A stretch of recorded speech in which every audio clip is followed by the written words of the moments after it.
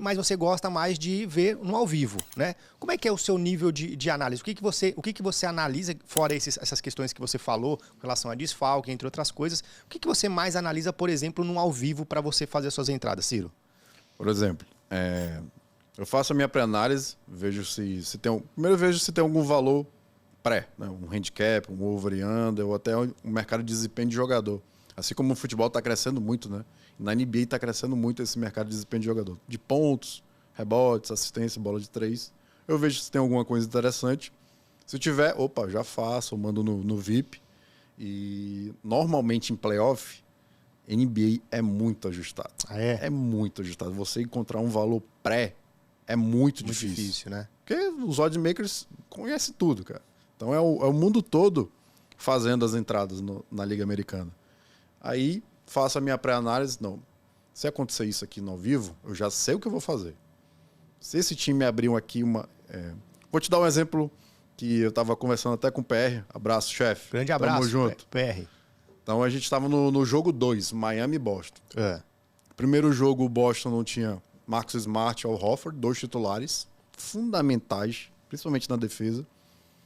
O Boston começou bem, mas no segundo tempo o Miami destruiu e venceu o jogo 1. No jogo 2, esses 2 caras já estavam confirmados. Aí eu fiquei a tarde toda conversando com o PR. Eu fiz isso aqui, mais 5. Tem valor? Tem valor. Só que era uma odd 1,64. Aí eu falei, eu quero uma odd melhor. Eu quero uma odd melhor, até uma linha melhor. Então eu vou ver, acompanhar durante o dia, se essa linha melhora ou não. Se não, eu levo pro live. A linha desceu muito.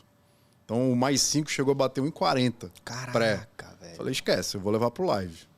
Aí antes do jogo a gente tava junto, trocando ideia no café. Eu falei, o Boston vai ganhar, isso eu já sei. Mas o que eu quero? Então eu já tenho as minhas estratégias, já tenho meus métodos, né?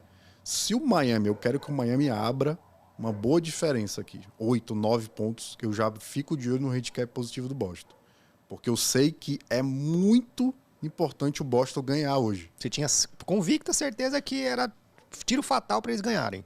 Porque empata a série 1-1. Porque se o Miami abre 2-0 na série, ia ser muito complicado o Boston. Entendi.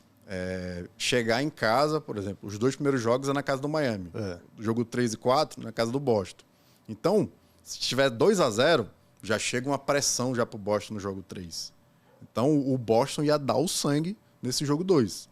Aí começou o jogo. Miami 15-7. Caraca, Primeiro quarto, 3 minutos. Rapidinho.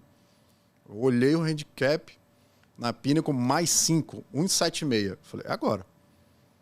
Não vai surgir depois isso. Porque o Boston vai ser um jogo duríssimo. Mandei. No primeiro quarto, o Boston já abriu 12 pontos. Nossa, velho. Virou e abriu 12 pontos. Aí eu tinha mandado essa no VIP, aí o PR tava comigo ali. Cara, perfeito. Você fez sua pré-análise, né? Jogou pro ao vivo, surgiu. Bora. Beleza. Mas não é só isso, né? Pode ter surgido, né? Mas o que foi fundamental eu fazer também? Os principais jogadores estavam pontuando. Tava 8 pontos, mas o Tatum pontuou, o Jaylen Brown pontuou. Os principais jogadores estavam chamando o jogo, né? Então teve no jogo do Suns e Dallas, jogo 7, por exemplo. Vou te dar um exemplo. Eu queria o ML do Money Line do Phoenix Suns. Beleza? O Dallas abriu 7, 8 pontos de diferença e surgiu o ML. Surgiu 1,80. Por que eu não fiz? Quando eu fui ver o Scout, Chris Paul e Devin Booker, os 2 principais jogadores, estavam 0 de 11 nos arremessos. Caraca, velho. Em 11 arremessos, os 2 melhores não fizeram nenhum ponto. Aí o PR estava comigo. Vamos entrar agora. Eu falei, calma. Primeiro, o Booker está no banco. Então, para você fazer uma entrada ao vivo também, eu sempre falo isso para meus alunos também lá, a gente tem um projeto live, não é só entrada, a gente vai estudar o jogo, estudar os mercados. E eu falei, calma, primeiro que o Booker está no banco. Já estava a diferença 8 pontos, o Dallas. Quando o Booker foi pro banco, o Dallas abriu 15. Nossa, velho. Falei, agora vamos ver como é que o Booker volta. Voltou mal. Péssimo. O Chris Paul também arremessando do... Nada.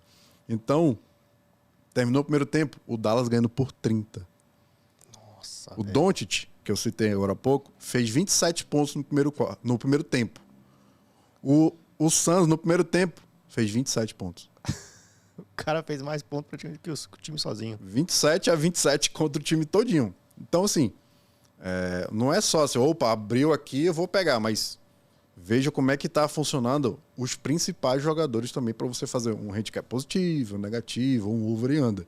Então, assim, você conhecendo os jogadores, conhecendo o estilo de jogo, até o treinador você conhecer também, isso para mim, é fundamental você conhecer na hora de você fazer uma entrada em basquete. Caraca, Ciro, isso é muito interessante, galera.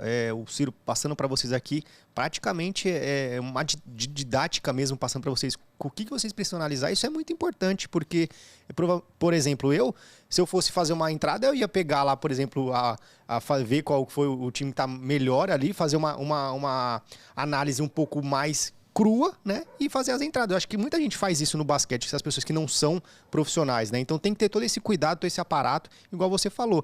E você utiliza algum tipo de ferramenta, algum site que você faz esses prognósticos? Ou você acompanha ali, contratou um canal só de NBA e fica ali acompanhando as notícias? Como é que é? Não, tem alguns sites americanos que você acompanha, né? Acompanho. Tem que eu tenho até um canal no YouTube, o RotoWire. RotoWire é site de escalação. Ah, é? Aí eu sempre fico de olho o dia inteiro lá, dando um refreshzinho para ver como é que vem. E interessante também acompanhar a minutagem do jogador. Então, por exemplo, o jogador vem de uma lesão, tá 2 meses sem jogar. O que é muito comum uma franquia fazer é restringir a minutagem do cara. O cara joga, por exemplo, 35 minutos no jogo, a média. Então, normalmente, sai a notícia assim, opa, o Edivan vai jogar 20 minutos no jogo.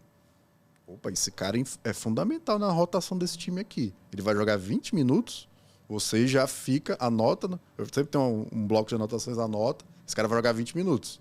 Então já vejo aqui, primeiro quarto, ele já jogou 5. Então, mais 15 minutos ele já tá fora do jogo. Então se ele for para prorrogação, ele já não joga também. Então isso é fundamental, você acompanhar a minutagem do jogador, número de faltas ao vivo. Então na NBA são 6 faltas. Então, por exemplo, 2 minutos de jogo. O cara tomou 2 faltas e já vai direto pro banco. Então, a principal estrela do time tomou 2 faltas em 2 minutos, já vai pro banco. Isso já muda inteiro a sua análise pré. Porra, esse cara eu já não contava com esse cara fazendo falta. Aí esse cara vai 2 faltas. O Antetokounmpo, do Bucks, principal jogador, 2 faltas, vai pro banco. Aí já muda a sua linha de handicap, já muda a linha de pontos dele, já muda a linha de pontos do outro jogador. Então, quem que vai chamar a responsabilidade se ele estiver no banco? Chris Middleton. Então, a linha de pontos do Middleton já vai subir. Então, tem a leitura de jogo, mas você conhecer o mercado, conhecer os jogadores, já é um passo à frente que você tem dos outros apostadores. Caraca.